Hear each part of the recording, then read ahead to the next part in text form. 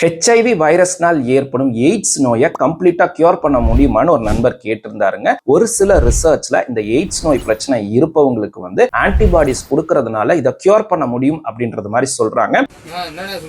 ஆனா இது எல்லாமே ஒரு சில நபர்கள்ல செய்த ரிசர்ச் தாங்க. ஆனா அண்மையில் ஆப்பிரிக்கால ஏசிடிஜி அப்படின்ற ஒரு அமைப்பு ஒரு phase 2 ட்ரையல்ஸை கண்டக்ட் பண்றாங்க. இதுல 100க்கும் அதிகமான எய்ட்ஸ் நோய் பிரச்சனை இருப்பவங்களுக்கு ஸ்டார்டிங்ல இந்த ஆன்டி ரெட்ரோ வைரல் மருந்துகள் கொடுத்துட்டு அதோட சேர்த்து 2 long acting Bradley neutralising antibodies BNABS அப்படின்ற அந்த எதிர்ப்பு சக்தியை கொடுக்கறாங்க. இதன் மூலியமா ஹெச்ஐவிக்கான கியூரை கண்டுபிடிக்க முடியுமா அப்படின்ற மாதிரி ட்ரை பண்றாங்க. இந்த ட்ரையல் பேர் ACA-CIA. இதனுடைய விரிவாக்கம் anti retro viral combined with antibodies for HIV-1 cure in Africa அப்படின்னு சொல்றாங்க.